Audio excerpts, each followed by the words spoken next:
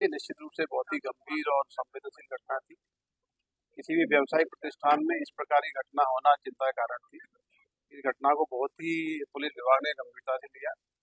आदरणीय डीजीपी साहब के भी लगातार इस संबंध में निर्देश प्राप्त हुए थे और हमारे आईजी साहब भी लगातार इस घटना की मॉनिटरिंग कर रहे थे।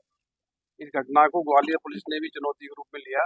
ग्वालियर पुलिस के जितने भी अधिकारी यहाँ बैठे हुए दिख रहे हैं, एडिशनल एसपी अनु बेनीवाल, विदिता डागर मैडम, सुमन, सीएसपी नागेंद्र, मनीष, अतुल और क्राइम ब्रांच की हमारी सारी टीम, इनको अलग अलग जिम्मेदारी दी गई थी और ये चुनौती ली थी कि हम इनको 48 घंटे के अंदर इस घटना को करने वाले आरोपियों को गिरफ्तार करेंगे, उनको कस्टडी में लेके आएंगे।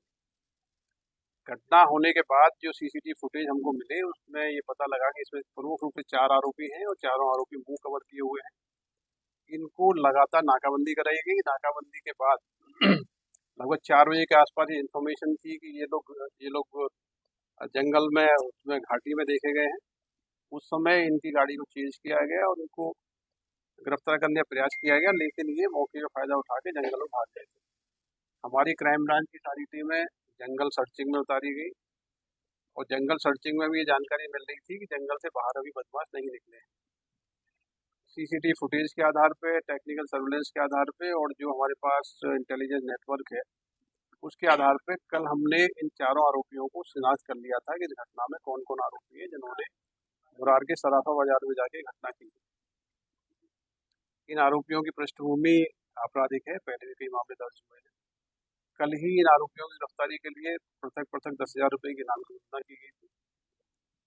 इनके मूवमेंट को हम लोग लगातार ट्रैक कर रहे थे और जो मूवमेंट्स के आधार पर जानकारी मिली, पुलिस ने लगातार काम करते हुए अनु बेनीवाल मैडम और सभी अधिकारियों ने मिलकर अलग अलग टीमों ने काम किया। हमारी टीमें झांसी, दतिया, भिंड, मुरैना कई स्थानों को भेजी गई थी।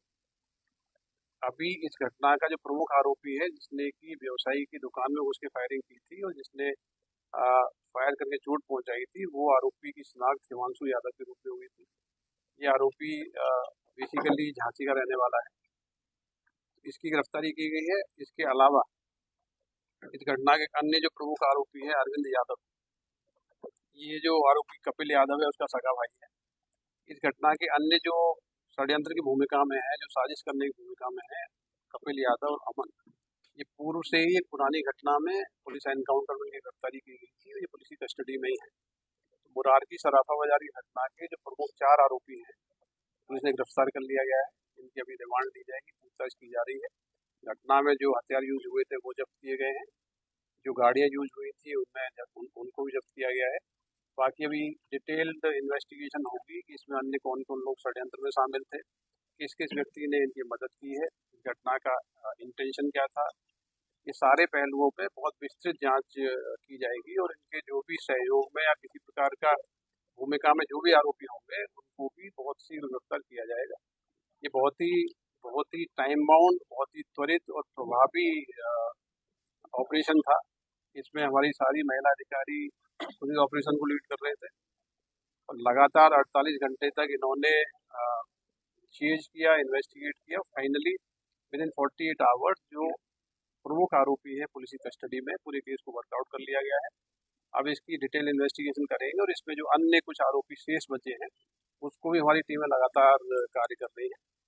पूरी पुलिस की टीम इस चुनौती में खड़ी उतरी है। हमारी क्राइम ब्रांच की टीमों ने बहुत ही महत्वपूर्ण जिम्मेदारी इसमें निभाई है। सीसीटीवी सर्वेलेंस के माध्यम से भी टीमों ने सैकड़ों की संख्या में सीसीटीवी कैमरे देखे हैं जिसके आधार पर इनको आइडेंटिफाई किया गया कि व्यक्ति को। इसमें जो प्रेमा फेशिया जो मोटरसाइकिल देखी गई थी, एक मोटरसाइकिल थी उसमें जिसकी गाड़ी थी उसको इन्वेस्टिगेट कर रहे हैं। दूसरी मोटरसाइकिल जोरासी के जंगल में छोड़ के भागे थे, वो एक अनिल कुशवाहा नाम के व्यक्ति की थी। अनिल कुशवाहा को हमने इन्वेस्टिगेट किया है। अभी उसको हम विचार करेंगे उसकी एग्जैक्टली भूमिका क्या थी। मोटरसाइकिल तो जब्त हो गई, बाकी उसकी भूमिका की भी जांच करेंगे। इस पूरी घटना में जिन लोगों ने सहयोग किया है, हथियार उपलब्ध कराए हैं, वाहन उपलब्ध कराए हैं या शेल्टर उपलब्ध कराई है, उनके खिलाफ भी सख्त कार्रवाई की जाएगी।